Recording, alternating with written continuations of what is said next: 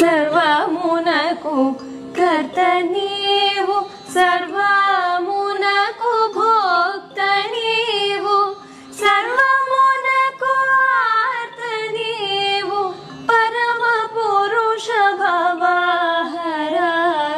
నిన్ను విడిసి ఉండలేనయ్యా.